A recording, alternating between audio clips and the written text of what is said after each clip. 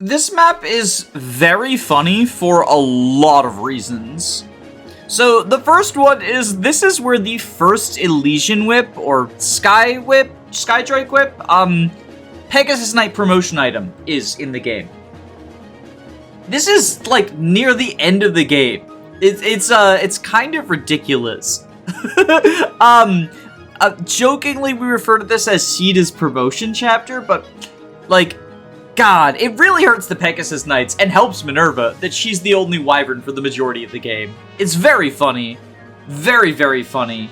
This is also just, like, a map where, in FE1 at least, it's not very difficult. The majority of the challenge is just, like, getting all of the treasure chests. Most of the enemies are snipers inside of the rooms. In FE3, this is a very funny map because you can just not open the rooms where the snipers are, and the map becomes a lot easier.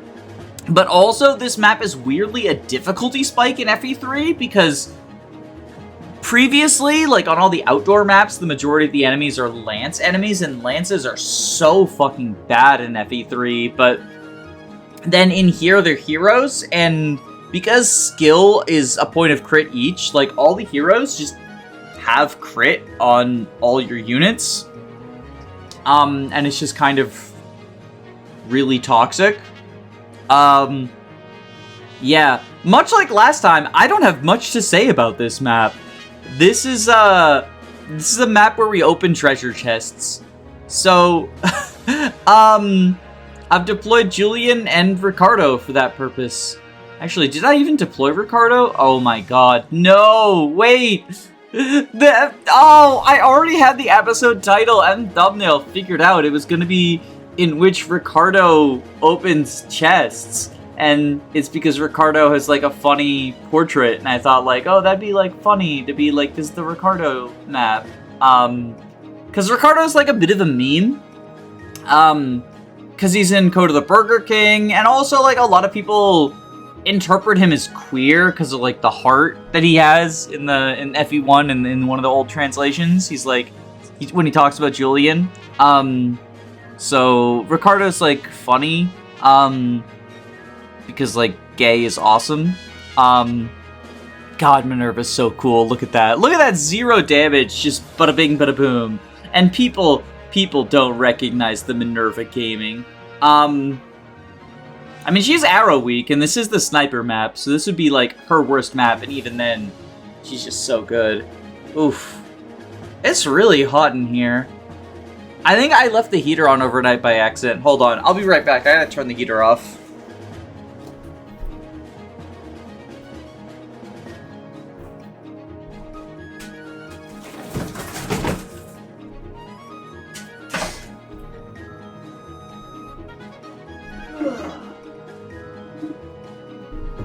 The heater is off. Why is it so hot in here? It's fucking December. Okay. Okay. I turned my AC on. Maybe I'm getting sick. I might be getting sick. It's December. Why is it so hot in my office? I thought I left the heater on by accident.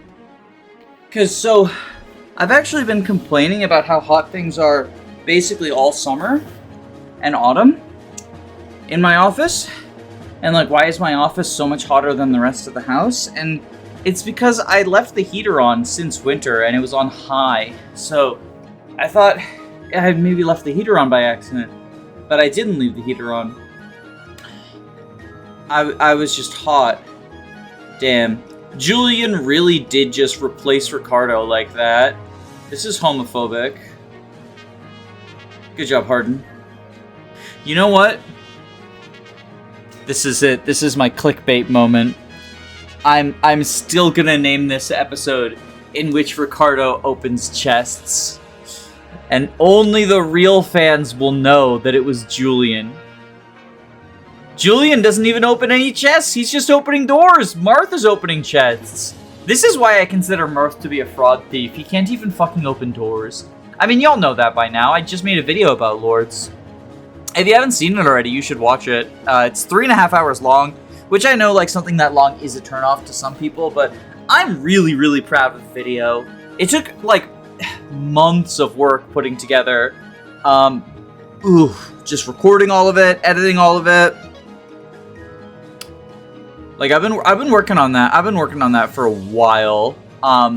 Sort of in chunks, just because I have still been pumping out, like, the regular videos.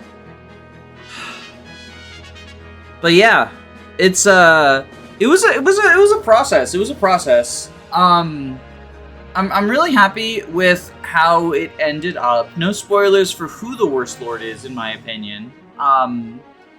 But I mean, anytime that you say anyone is the best or worst of whatever, like, archetype or in the game or whatever, it's gonna be contentious for the most part. Even, like, unless it's, like, Seth in Sacred Stones. Because even, like, Robin versus Frederick gets contentious. Chris versus Paula gets contentious. I don't know enough about FE12 to make an opinion on that. Actually, who's the best unit in every Fire Emblem game? That might be an interesting video to make. That sounds like a sort of, like, content mill thing, though. Maybe on, like, an off week where I'm just, like, exhausted. Off the top of my head, and this is in no way definitive. Well, I don't even need to make, like, a video about it, because I'll eventually make tier lists on all the games, except for, like, 12, because I don't know enough about 12, and I don't like 12 enough to, like, play it enough to learn more. I don't want to make, like, a list on a game that I don't know enough about. So, off the top of my head, if I were just spitballing here, right? Like, don't hold me to this. FE1, Minerva. FE2, I don't know enough about FE2. Like, my instinct says maybe Alm. But I don't know enough about FE2, so, like, I can't say for sure. FE3, Book 1 is Marth. Book 2 is probably Paula. Well, there's dismounting. I don't know how that affects things. Paula's still fucking incredible, though. It's probably still Paula. Because she can use the Lady Sword indoors in Book 2. She can't do that in Book 1, and neither can Minerva. Lady Sword doesn't exist in Book 1. FE4, Gen 1 Sigurd, Gen 2 Seliph. Like, it's boring, but it's just right. FE5, Safi or Asbel? I go back and forth between them. They're the two best units.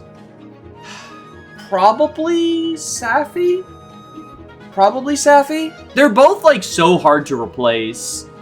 FE6 Marcus, FE7 Marcus, FE8 Seth, FE9 Jill, FE10? Now that's a tough one.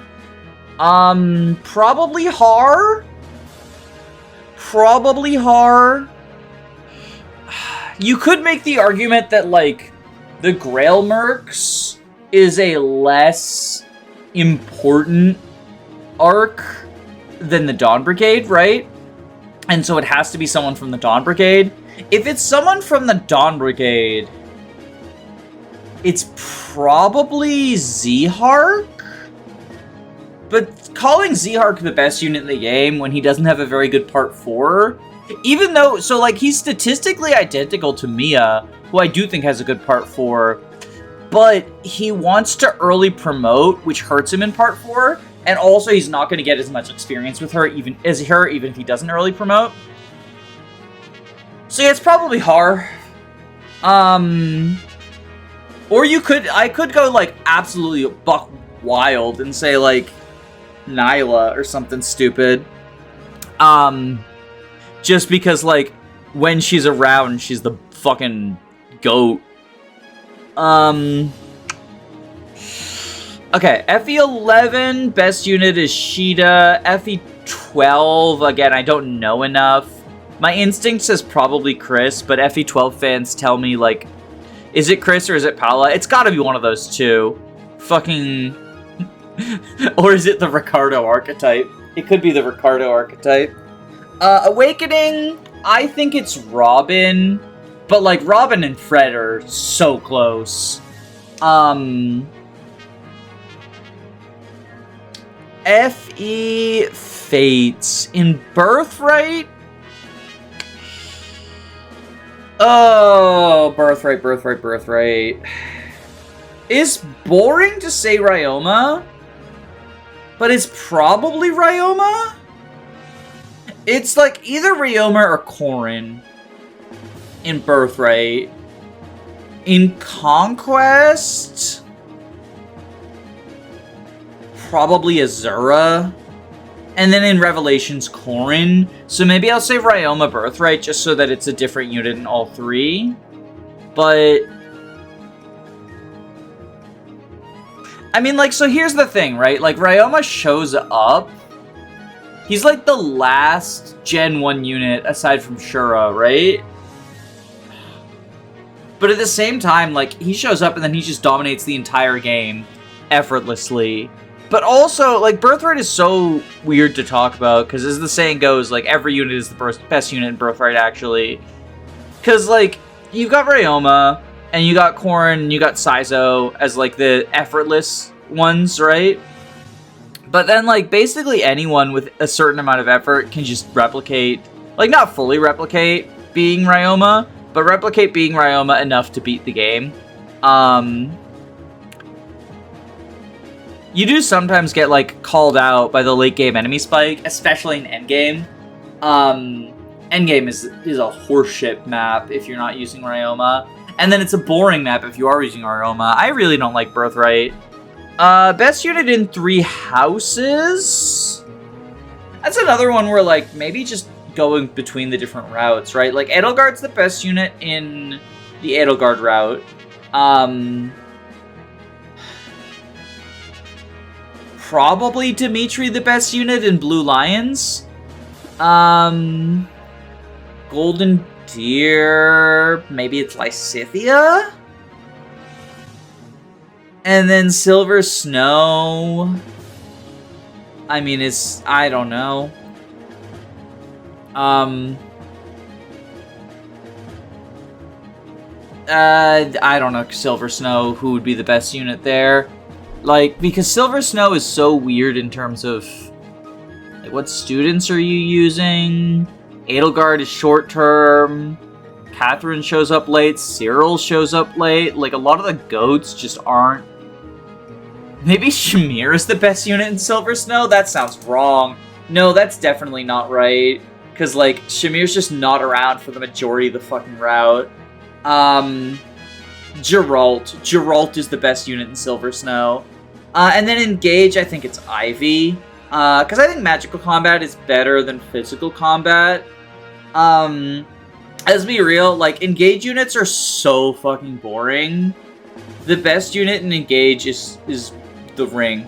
The best unit in Engage is the Rings.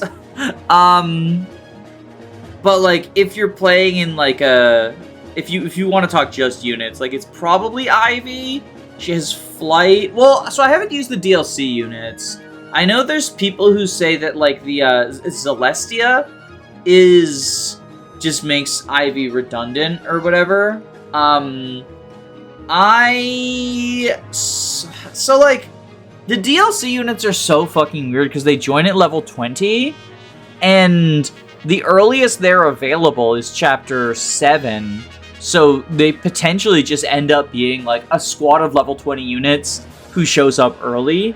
I know a lot of people don't like Marnie, the Armor Knight, but, like, looking at her personal stats and growths, she just has, like, the highest strength growth and highest strength base in the game, so I don't really see why people hate on her. Like, couldn't you just do the Pinette thing and send her Warrior? Maybe I'll have to, like... Maybe I'll find out when I use her, because I will be using her in my next playthrough.